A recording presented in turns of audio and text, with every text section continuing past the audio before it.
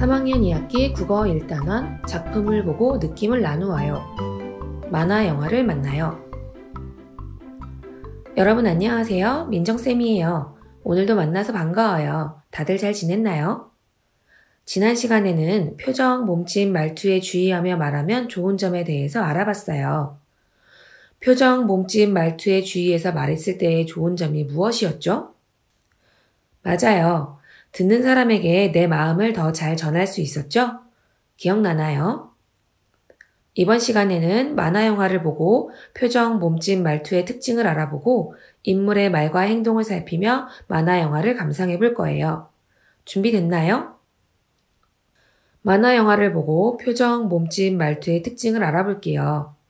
우리가 지금은 실제로 만화 영화를 볼 수 없지만 어떤 표정과 몸짓, 말투가 표현될지 상상의 나래를 펼쳐봅시다. 먼저 장금이의 꿈이라는 만화 영화를 볼게요. 주인공 장금이는 온 세상 사람들이 장금이가 만든 요리를 먹고 행복해지는 게 꿈이랍니다.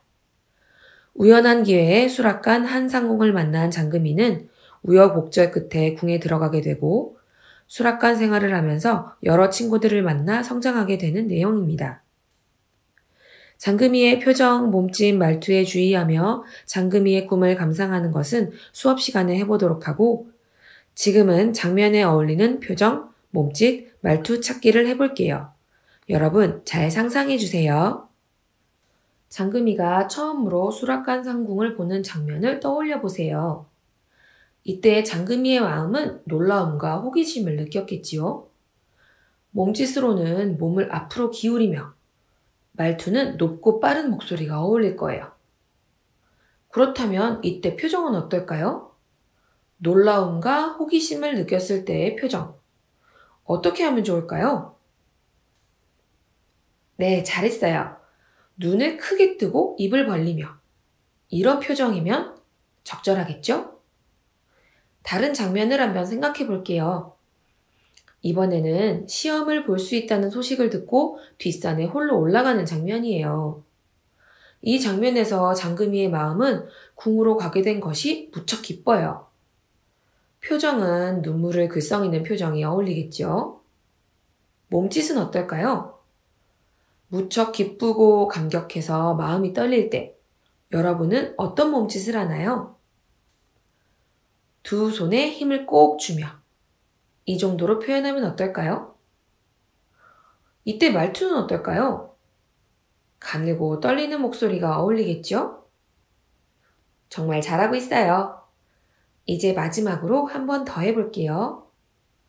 마지막은 여러분이 그 장면에서의 장금이의 마음과 표정, 몸짓, 말투를 전부 떠올려 보는 거예요. 마지막 장면은 상궁님이 애써 만든 국수를 장금이와 강아지가 쏟아버려서 꾸중을 듣는 장면이에요.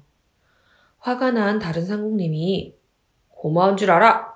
다른 상궁님 같았으면 너희는 옥살이야! 라고 혼을 내시네요. 이때 장금이의 마음은 어땠을까요? 맞아요. 죄송하고 미안한 마음, 속상한 마음이었겠죠? 이때 표정은 어떻게 하면 좋을까요? 풀이 죽어 죄송하다는 표정을 지어야겠죠? 몸짓은 어떠할까요? 고개를 숙인다든지 어깨를 움츠린다든지 하는 몸짓이면 좋겠죠? 말투는 어떨까요? 잘했어요. 작은 목소리, 낮은 목소리로 이야기해야 될 것 같아요. 우리 친구들 정말 잘했어요. 한 걸음 더 나아가서 장금이와 비슷한 표정을 지어보고 몸짓과 말투를 실감나게 표현해보는 것도 좋아요. 마음을 더 잘 드러낼 수 있는 자신만의 표정, 몸짓, 말투를 생각해보고 친구들 앞에서 서로 표현해보면 재밌을 것 같아요. 다음 만화 영화는 미미 언니 자두라는 만화 영화예요. 자두는 여러분과 같은 초등학교 3학년생이에요. 미미는 자두 동생이고 초등학교 2학년이고요. 미미와 자두에게 무슨 일이 일어났을까요? 선생님이 간단하게 이야기를 간추려 볼게요. 잘 들어보아요. 미미는 어른들이 엄마를 자두 엄마로만 불러서 섭섭해해요. 학교 친구와 선생님도 언니 자두에게만 관심을 기울여서 화가 나고요. 엉엉 울면서 언니랑 같이 다니고 싶지 않아! 하고 소리치기도 합니다. 자두는 미미의 그런 마음을 알고 학예회에서 일부러 실수를 해요. 왜냐면 미미가 자두보다 유명해지고 싶어서 몰래 발레를 배운 것을 알았거든요. 결국 미미는 학예회에서 인기상을 타게 되고 언니 자두와 화해합니다. 서로의 마음을 이해하게 된 거죠. 지금 여러분은 선생님의 설명을 듣고 있지만 만화 영화로 볼 때는 인물의 표정과 몸짓, 말투가 보이니까 더욱 실감나겠죠? 만화 영화를 보고 나서 서로 재미있었거나 감동받은 부분에 대해서 이야기도 해보고 왜 그 부분을 골랐는지도 서로 이야기해보면 좋을 것 같아요.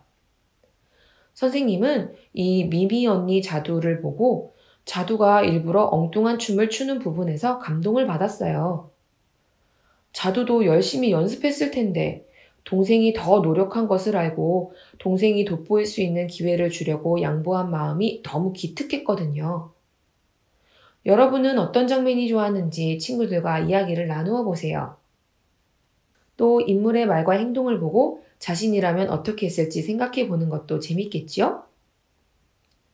미미 언니 자두에서 미미는 사람들이 자신을 자두 동생이라고 부르는 게 너무 속상해서 울었어요. 선생님이라면 울지 않고 자두 동생이라고 하지 말고 미미라는 제 이름을 불러주세요 하고 말했을 것 같아요.